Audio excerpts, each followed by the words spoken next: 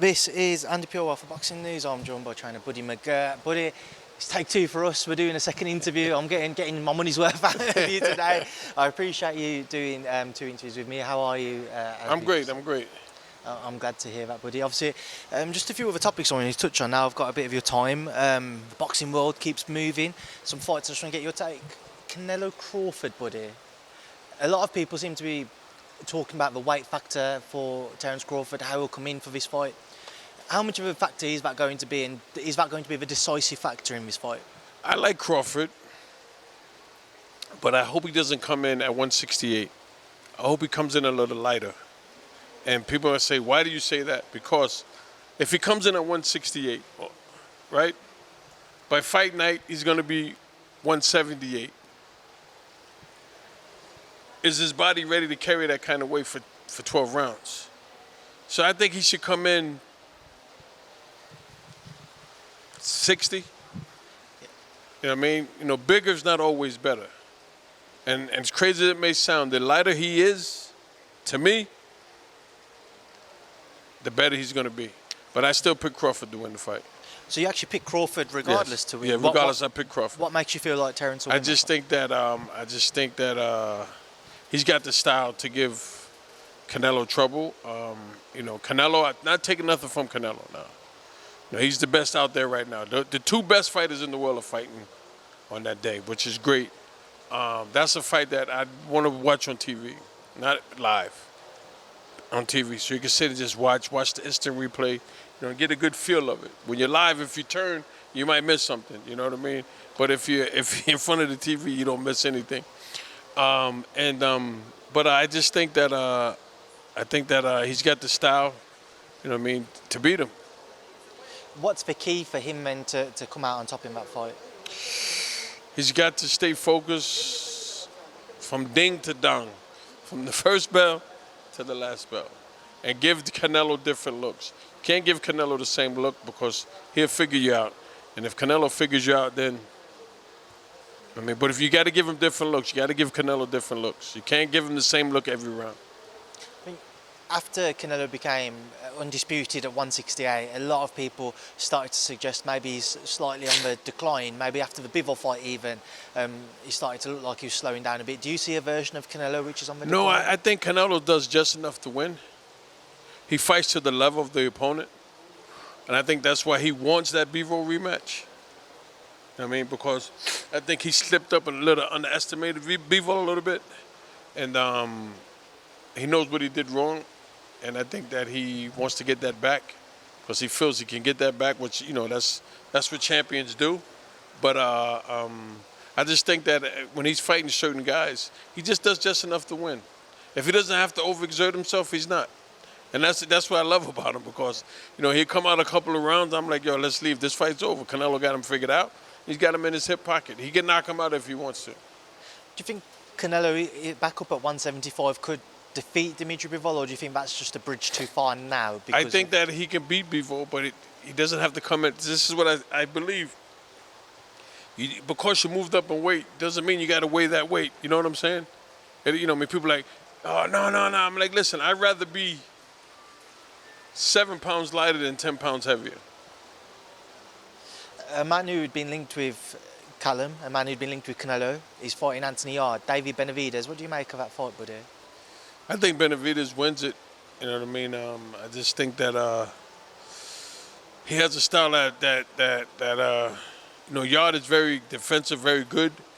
You know what I mean? But I think personally, Yarde has bulked up too much. You know what I mean? I think he's bulked up. Like I see him, he's like bulky as hell. You know, from when he fought Canelo. I mean, when he fought Kovalov. You know what I mean? I think he put on too much muscle. I think he should take off some of that muscle. To be successful at that bigger weight, I think that you got to take off some of that muscle, man. You know, it's like I said earlier, a lot of people think bigger is always better. It's not. It's not. Sometimes it can hinder you. And a lot of guys don't see that. You know, they get the extra, oh, man, I'm buffed, I'm strong. Yeah, but are you weigh in and then fight night, you're 10 pounds heavier. Can your body carry that extra weight or extra muscle mass for 12 rounds when you got a big guy like freaking Benavidez pounding on your ass? You know what I mean? I'd rather be more elusive and lighter than to be heavy and sit there and take those shots. So that again kind of links in with what you said about Terence Crawford and why he shouldn't look to go straight to the 168 Yeah. mark. I mean, I respect him for moving up those 2 weight classes, but you don't got to weigh in at 168. That's my point. You know what I mean? You can weigh in the low 60s. You know what I mean? He has enough skill that whatever Canelo comes in at, he's got enough skill. Crawford's got enough skill to overcome that weight differential. I believe he does. You know what I mean? I believe he has enough skill to overcome that. A man who was previously undisputed at 135 lightweight, he's moving up to 147 now. Devin Haney. What do you make of his fight with Brian Norman Jr.? I think that to take that fight, I think him and Bill Haney must see something. You know what I mean? To take that fight with Norman. You know what I mean? I respect them because they're picking the best. I mean, nobody wants to fight Brian Norman Jr. His own shadow don't want to fight him. You know what I mean? He's dangerous. But they stepped up to the plate, so you gotta respect them for that.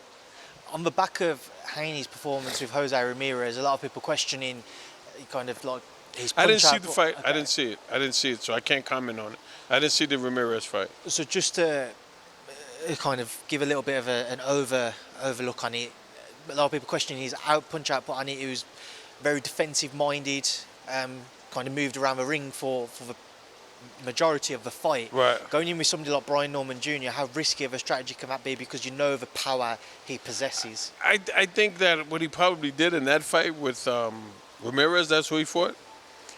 You got to get the rust off and get your confidence back.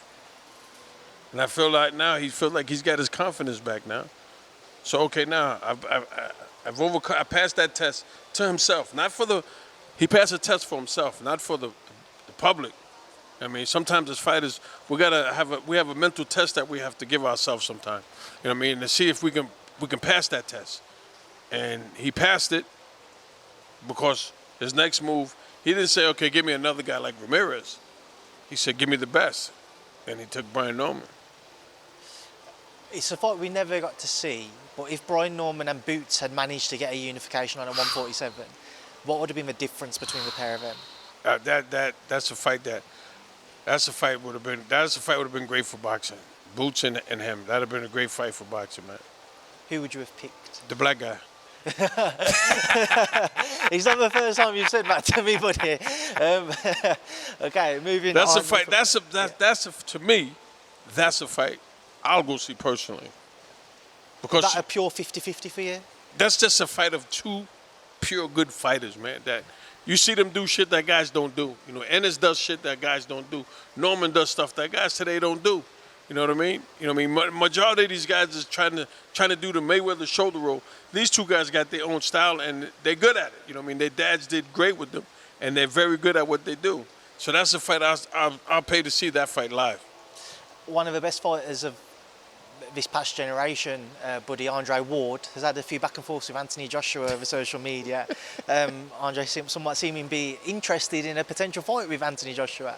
I know he's been out of a ring for 7-8 years now, but if he was to make that comeback, is it something you'd have any interest in seeing? Yes. Why? Yes. Andre Ward sees something. Andre Ward's a student of the game. He's not just going to call out Anthony Joshua just to excite the fans. No, he sees something. And he sees something that he could take advantage of and make history. So I can't be mad at him. If that's the case, then obviously I imagine you'll have a better relationship with Andre over the years. You've probably bumped into him and what have you. But if he sees something, do you think that he comes back and he beats Anthony Joshua? He's been off a long time. So I'm going to say this. I wouldn't put it past him to beat him. Andre Ward's he's a student of the game. He's got a great boxing IQ. You know, you watch him, you know what I mean, he's different. He's different, you know what I mean? And a lot of people don't I'm not going to say they don't see it, because they do, but to see what he really has, you have to be a real true boxing person to look at him and say, this kid is special. Andre went out on the top. He went out undefeated. He went out as a champion. But when you look at kind of some of these current crops of fighters, people would have loved to have seen him share the ring with, obviously, Canelo. People would have loved to have seen him fight Canelo. Would have loved to have seen him fight Dimitri Bivol. How do you think Andre Ward a prime for prime Andre Ward versus a Canelo or versus a Bivol Prime, would have a fared? prime Andre Ward beats them all.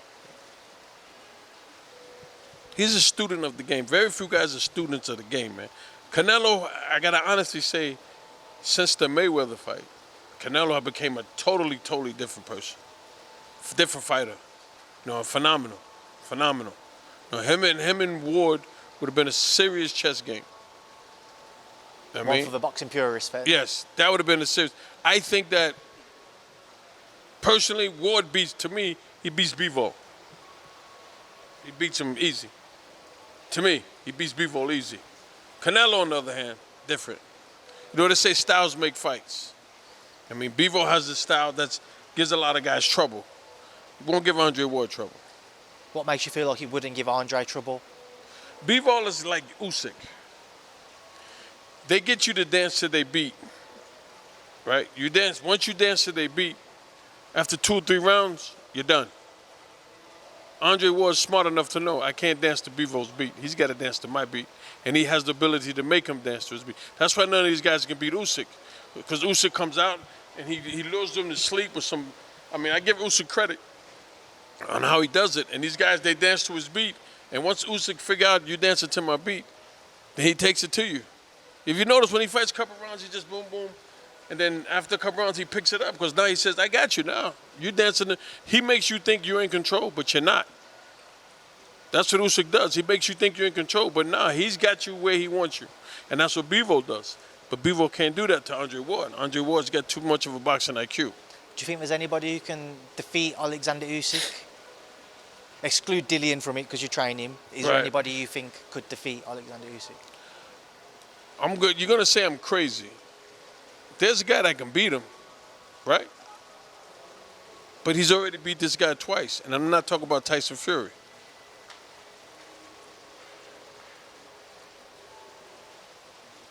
Anthony Joshua? What makes you feel like Anthony Joshua I would can't defeat tell him you twice? that, but Anthony Joshua can beat him. Away from that, but sticking with him, with Anthony Joshua, Jake Paul again. Come on, man. What Come on. do you make? What do you make of it? Come on. Listen, I respect Jake Paul, and I love Jake Paul for what he's doing in boxing and helping a lot of fighters. Like, he's doing phenomenal, and I respect him to the utmost. You know what I'm saying? But to make that fight, to me now, personally, it's like smacking the shit out of all the other heavyweights in the face that have been trying to get that opportunity. It's like slapping them in the face. Guys that have been working hard, fighting, trying to get there, and then, you know, Jake Paul comes along, you know, he's brought a lot of excitement to the game. Respect that. You know what I mean? But he has not fought a heavyweight at that type of level. You know, the Mike Tyson thing, that's exactly what it was, a thing. You can't even call it a fight, realistically. You know what I'm saying? So, to go in against Joshua, you know what I mean? It's, to me, if it came about, I think it's just to be a disrespect to a lot of the heavyweights that are trying to get that one opportunity, that have been busting their ass for years. You know what I mean? Like I say, Jake Paul has done wonders for boxing, and you know, he's helped a lot of fighters, especially women boxing, which I think is great, and I respect him for that. I love him for that. You know what I mean? Because it's made women boxing more exciting and get more publicity. But him and Joshua fight, what can him and the Joshua fight do for boxing? What could it do for boxing? Realistically, what could that possibly do for boxing? If he beats Joshua, then everything Joshua's worked for is going out the window.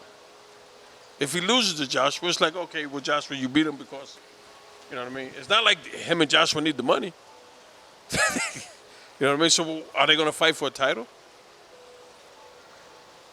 If they fight for a title, then it's really a disgrace.